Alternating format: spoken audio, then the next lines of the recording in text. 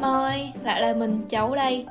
Chắc các bạn ngạc nhiên vì sao mình lại lồng tiếng cho video này ha. Tháng 5 vừa rồi mình có một chuyến du lịch 2 tuần tới 3 thành phố ở 3 đất nước khác nhau, Hà Lan, Pháp và Đức. Và mình đã quyết định bật camera lên, ghi lại những khoảnh khắc đẹp này để kỷ niệm và cũng để chia sẻ những câu chuyện nho nhỏ tới gia đình và bạn bè của mình. Chiếc video này sẽ hơi dài nên mọi người có thể chuẩn bị một số thức ăn để vừa nhâm nhi vừa du lịch online cùng mình nè. Hy vọng mọi người enjoy chiếc vlog này cũng như cách mình enjoy chuyến đi này nha. Thành phố đầu tiên mình đặt chân đến trong chuyến du lịch này là Amsterdam ở Hà Lan. Từ sân bay mình đi tàu về trung tâm tốn tầm nửa tiếng. Và như các bạn cũng thấy đó, Amsterdam đón mình bằng một ngày mưa rã rít không ngừng. Để tiết kiệm chi phí cũng như tăng thêm phần trải nghiệm thì mình sẽ di chuyển bằng các phương tiện công cộng như là tram, metro hoặc là đi bộ. Và mặc dù đã rất quen với việc đi tram ở Phần Lan, nhưng mà phải thú thật rằng tram ở Hà Lan chạy rất là nhanh luôn mọi người ơi. Kiểu mình ngồi rất vững trên ghế rồi đó, nhưng mà mỗi lúc xe quẹo một cái là mình muốn văng ra khỏi xe luôn ấy. Bây giờ thì cùng mình đi bộ ra bảo tàng khoa học Nemo nha. Đây là bảo tàng khoa học và công nghệ lớn nhất ở Hà Lan, bao gồm 5 tầng, được chia theo nhiều chủ đề khác nhau. Tại đây, các du khách có thể tham quan, trải nghiệm, tìm hiểu thêm về các hiện tượng vật lý, sinh học, khoa học cũng như tham gia các buổi workshop đầy thú vị.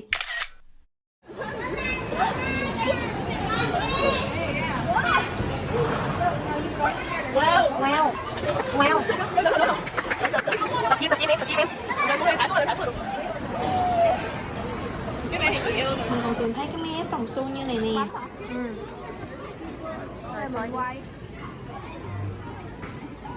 Mỗi lần ép tốn có 5 cent mà sẽ được một đồng xu khắc biểu tượng của nơi đó. Vậy là có một món đồ lưu niệm vừa rẻ vừa xinh luôn. Nemo nè. Nói thật, với một đứa ký hóa dốt lý mù sưng như mình thì đây quả thật là một nơi tuyệt vời để khơi dậy cảm hứng đi học nhỉ. À, quên kể đi, cùng mình thì có chị Coro và chị Mèo Lười nữa. Chị Mèo Lười sống ở Hà Lan nhưng chị sẽ là tour guide cho chuyến đi này của tụi mình nha.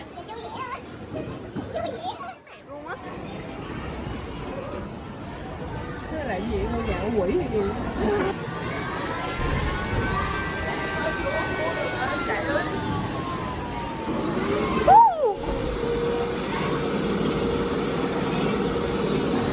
Trên cùng là tầng 5 với chủ đề về cơ thể con người.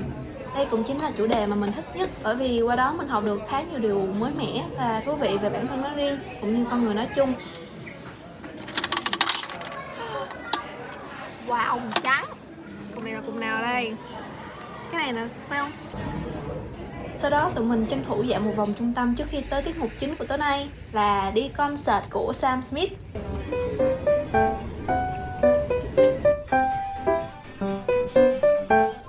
Ôi, đẹp quá vậy.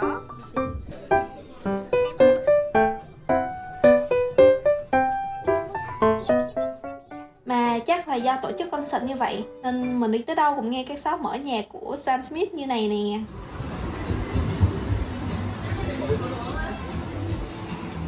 Nhìn ngon quá. Nó mua bịch kẹo xong lát vô đang nhảy vào cái anh xuống cho nó lấy đường lại.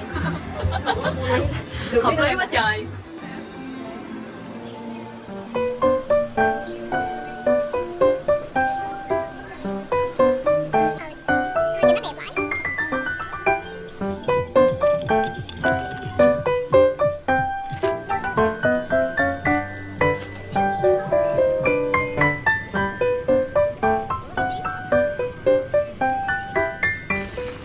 Giờ thì tụi mình sẽ di chuyển qua Ziggo Dome, nơi tổ chức concert. Đúng là mưa suốt không ngừng luôn mọi người ơi.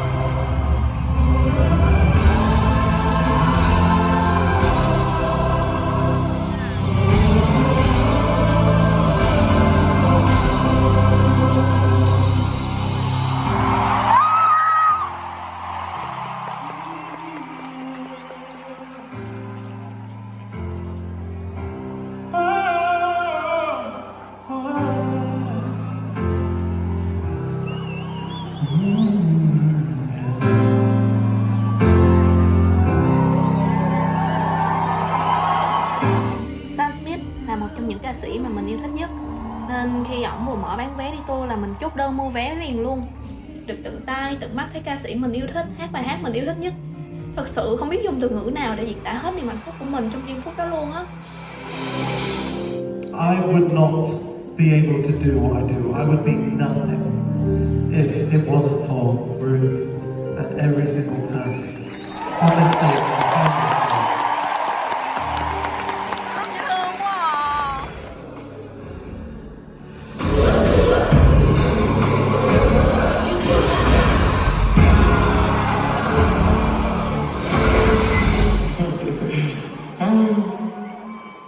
Sáng ngày thứ hai, tụi mình đi phà qua sông để ăn món Flemish Fry. Đây là món khoai tây chiên của Bỉ, nhưng đồng thời cũng là món ăn đường phố nổi tiếng ở Hà Lan. Thật sự mà nói thì đây là món khoai tây ngon nhất mà mình từng ăn từ trước tới giờ luôn á. Kiểu bên ngoài thì giòn tan, rắc thêm tí muối mặn mặn, xong bên trong khoai mềm nóng nóng, béo béo, ăn cùng với nhiều loại sốt khác nhau. Mình nghĩ món này có vẻ hơi béo nên dễ ngấy, nhưng với một đứa không thích ăn dầu mỡ như mình mà lại ghiền thì cũng hiểu món này ngon cỡ nào rồi ha. Sau đó tụi mình đi ăn pancake. If you want to, we made one to extra. Want to free? Có một điều khá vui là tự nhiên cả đám mình được tặng thêm một cái pancake free mà chả hiểu lý do vì sao. Mình gọi một dĩa buffalo cheese, tức là bánh pancake mini của Hà Lan, với một dĩa pancake nhân thịt xông khói và táo. Bất ngờ là tụi mình đặc biệt thích món buffalo cheese hơn. Bánh nhỏ, không bị ngấy dầu, ăn cùng bơ và đường, thơm hơn hẳn loại pancake to kia. Mình đặc biệt ấn tượng với quán pancake này bởi đồ ăn ngon, view đẹp, lại có anh phục vụ đẹp trai và chú đầu bếp cũng rất dễ thương, hiếu khách. Chắc chắn sẽ quay lại vào lần sau nếu như có dịp. Ăn xong thì tụi mình đi bảo tàng Rice. Đây là bảo tàng lịch sử và mỹ thuật quốc gia. Với một đứa dân ọt như mình mà vào đây thì đúng nghĩa là mê tít hò lò luôn. Nhưng thứ làm mình ngơ ngác, ngỡ ngàng và bật ngửa hơn cả chính là lối kiến trúc Gothic của thời kỳ phục hưng. Một nét đẹp cổ điển đầy ấn tượng. Tại đây chúng mình được tận mắt chiêm ngưỡng các bức tranh rất nổi tiếng của những danh họa người Hà Lan như là Rembrandt, Van Gogh và Vermeer.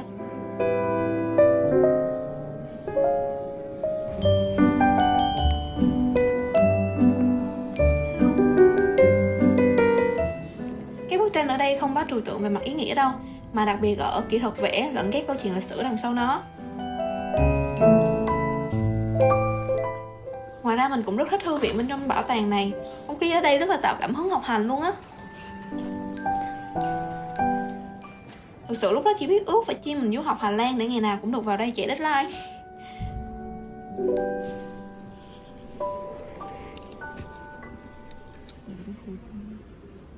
Này là nhiếp ảnh gia đang tác nghiệp đúng không? Chuẩn bị để tác nghiệp. Nãy nó quay ồn quá bị đuổi ra khỏi thư viện á.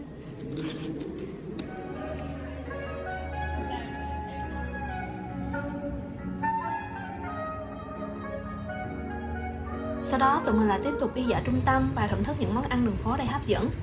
Một trong những điều mà mình thích nhất ở Ams là phong cách kiến trúc trông vừa cổ điển nhưng cũng rất hiện đại. Nhà phố có cửa sổ siêu to khổng lồ cùng với những mái ngói với hình thù khác nhau, trông rất aesthetic luôn. Mình đi bộ trên đường mà mắt cứ ngó đông liếc tây, ngơ ngác vì mê quá, thích quá.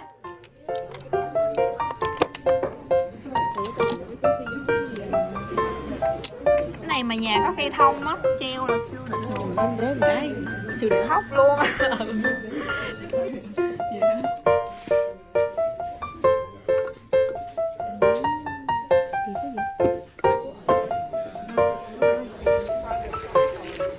Trên đường đi thì tụi mình ghé vào một quán để mua cà ri bí ngô, rồi lại đi mua bánh để ăn cùng với cà ri.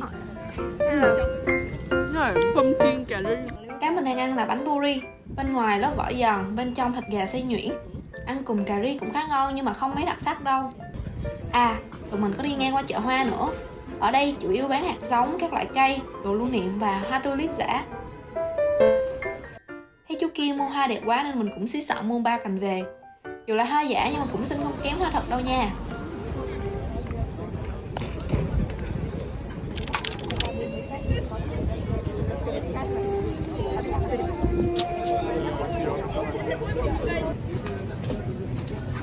Vì thèm đồ ngọt nên tụi mình lại ghé vào một quán để mua churros. Giá cũng không rẻ đâu, nhưng mà đây là churros ngon nhất, giòn nhất mà mình từng ăn luôn á.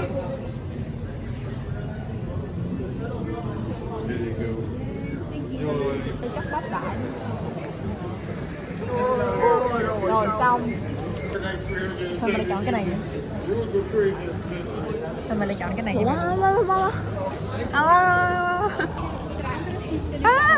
Ngon á. Miếng cuối cùng. Tưởng nó soi gương, ai ngờ nó quay vậy.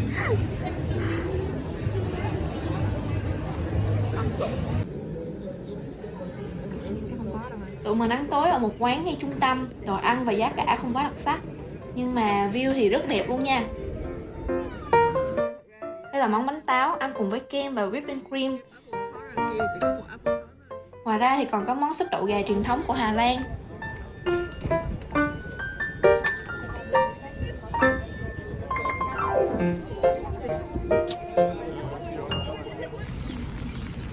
Hôm nay thì mọi người cùng mình đi vườn thực vật học Hortus nha. Tới hôm nay rồi mà trời vẫn mưa quá trời mưa luôn á.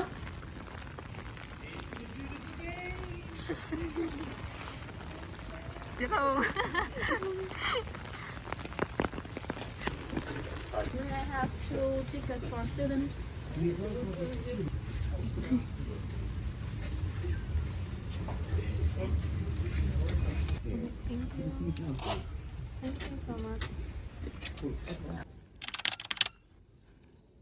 Ta-da! Đây là địa điểm yêu thích nhất trong chuyến du lịch 2 tuần này của mình. Trời ơi, vào đây rồi cảm giác như là mơ mọi người ơi. Kiểu mình nhận ra mấy cái hình aesthetic mình lưu trên Pinterest toàn là chụp ở đây không chứ đâu.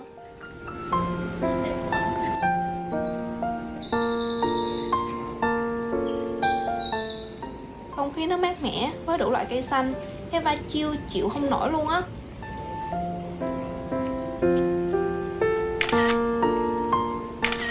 Bạn nào mà thích cây cỏ với nhà kính như mình mà vô đây thì chắc là đứng sống ảo cả ngày luôn chứ đâu.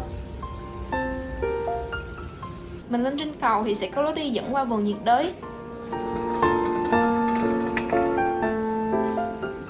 Bên đây thì không khí sẽ nóng ẩm hơn. Cảm giác không khác gì là từ Phần Lan mà mình bay về Việt Nam á mọi người. Nó vừa nóng vừa ẩm. Nhưng mà bên đây thì nhiều loại hoa đẹp với đa dạng hơn nè.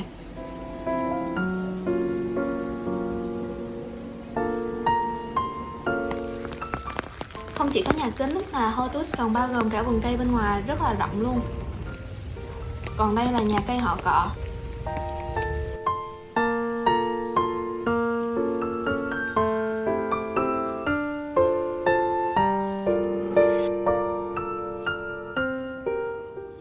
Đẹp đến nao lòng luôn ha.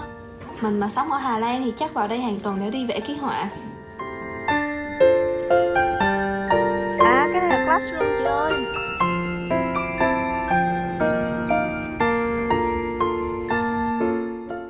Trước khi về thì tụi mình ghé qua cửa hàng quà lưu niệm để mua quà và một số postcard.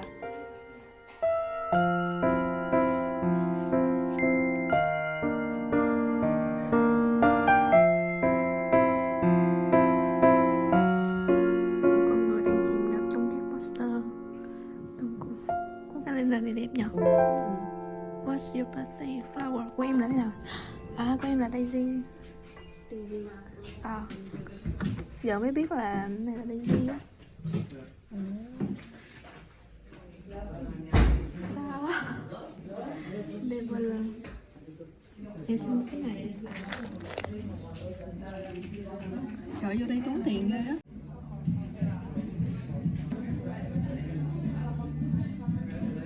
Và một lần nữa tụi mình lại quyết định đi ăn pancake mọi người ạ. Lần này thì tụi mình chọn pancake ngọt nhưng Việt Quốc. Bánh thì cũng khá ngon đó. Nhưng món là mình ấn tượng hơn cả lại là bánh mì ăn cùng bơ, cá hồi xông khói và kem chua.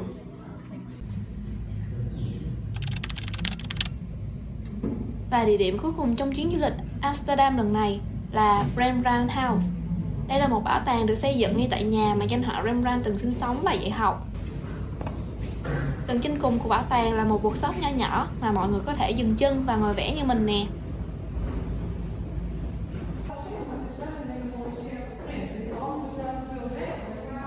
Sau đó tụi mình lại tiếp tục hành trình khám phá ẩm thực Hà Lan. Lần này chị Mèo lười cho mình thử món cá trơn chiên giò chấm sốt kem mà mình quên mất tên là gì rồi.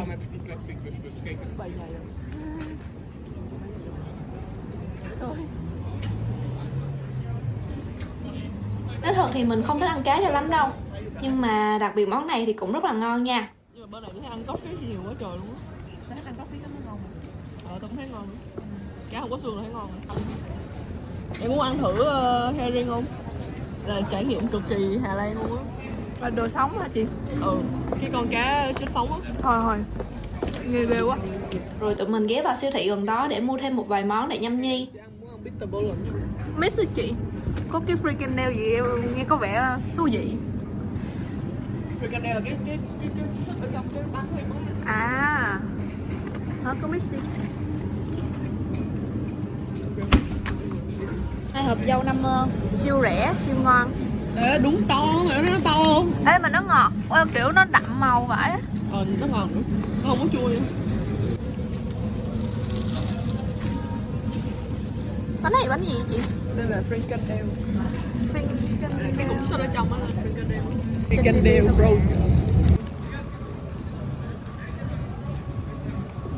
ngon ngon. Cái này là bánh, em không biết bỏ ngoài là cái gì nhưng mà ở trong là fricadelle. Với cái này là curry sauce. Bánh này ngon quá. Sao này là tao? Ăn đi. Khổ ghê, rút qua rút lại nữa chứ.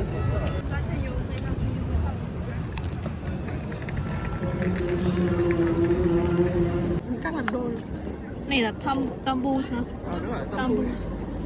đây là món bánh mà kiểu rất là Hà Lan luôn. Chị nghĩ em không kiếm được bánh này ở đâu đó luôn. Không biết tại sao nó không có nổi. Có khi mọi người ăn xong mọi người sẽ biết tại sao nó không nổi. Nghe nó đáng sợ nha.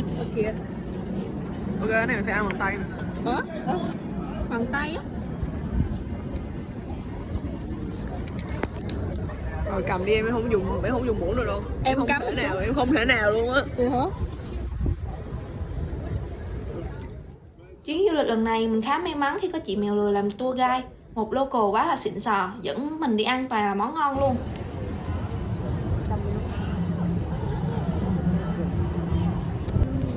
Ngon. Ngon ngon. Và thế là chuyến du lịch 4 ngày ở Amsterdam của mình đến đây là kết thúc. Nhưng mà khoan, video thì chưa hết đâu nha. Mình còn tới Pháp và Đức nữa, nên là mọi người hãy kiên nhẫn và tiếp tục theo dõi nhé.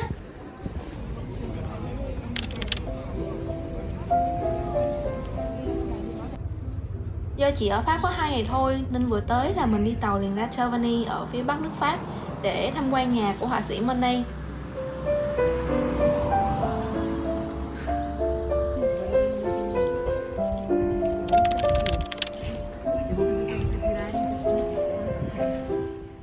Claude Monet quả thật là một họa sĩ, nhà thiết kế lẫn người làm vườn tài ba mọi người ơi. Nhà của ông khá nhỏ thôi, nhưng mỗi phòng mỗi không gian đều rất nghệ và yên bình.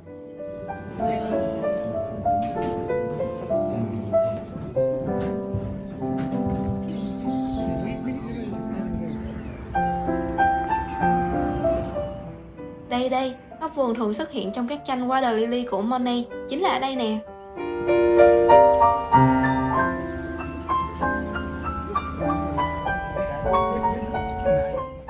Lúc mình tới cũng hơi trễ rồi nên cũng không tham quan gì được mấy.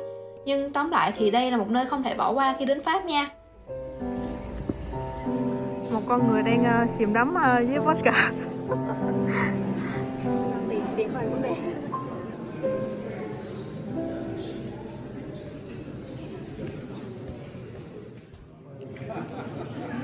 Trời ơi, mấy cái đồ lưu niệm ở đây xinh lắm ấy. Mình chỉ muốn hốt hết về thôi. Ồ, góc này đẹp quá.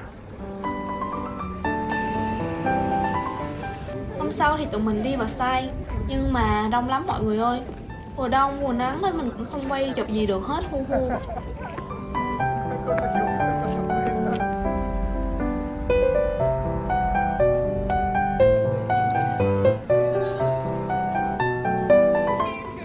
À, lúc trưa tụi mình có ghé một tiệm bánh để mua croissant và một số loại bánh khác.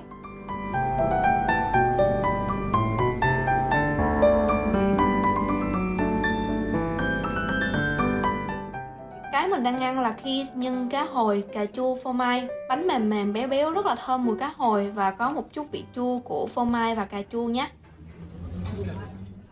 Còn giờ là đang ăn cheesecake nè. Đâu ngọt lắm đâu. Ngon, ngon, công nhận ngon. Món này thì đúng là bùng nổ vị giác luôn, ngon đến không ngờ á. Chính của nó. Bây giờ bánh này bánh bướm gì vậy? Nguyên bánh gì luôn. Ngon mà khô quá.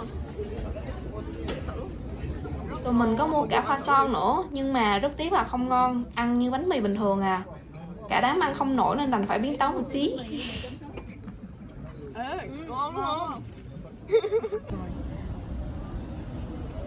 Thì chiếc bánh cheesecake thứ hai. Chuyến du lịch Pháp của mình ngắn ngủi như thế thôi đó. Hơi tiếc vì còn nhiều nơi chưa được đến, nhiều món chưa được ăn, nên đành hẹn Paris lần sau nha. Từ Paris, mình đi Flixbus qua thành phố Stuttgart ở Đức tốn tầm 13 tiếng. Đây là thành phố cuối cùng trong chuyến du lịch lần này và đồng thời cũng là nơi để lại cho mình nhiều kỷ niệm khó quên nhất.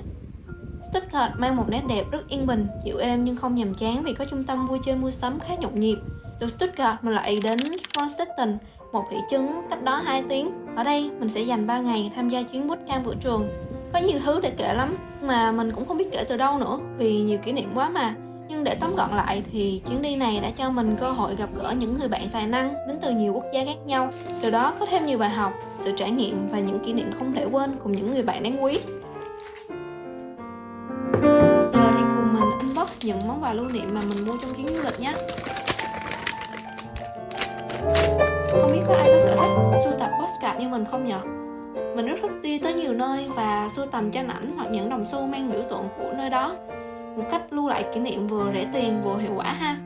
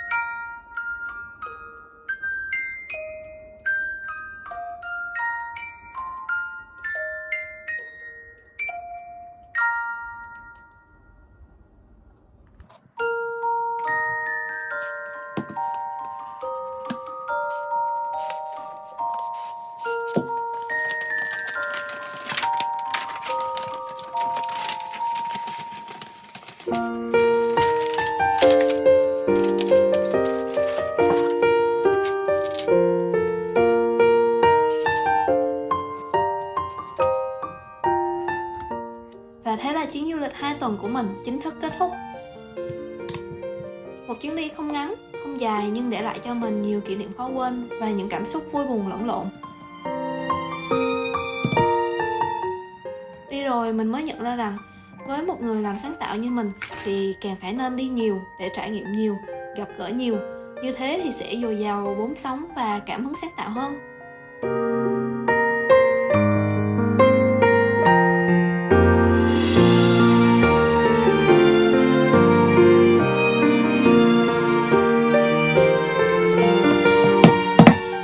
Và thế là video dài dằng dặc này cuối cùng cũng hết. Cảm ơn mọi người vì đã xem đến đây. Đừng quên bấm like và bình luận bên dưới nếu bạn thích video này. Đăng ký kênh nếu đây là lần đầu tiên bạn đến với kênh của mình nhé. Bye bye.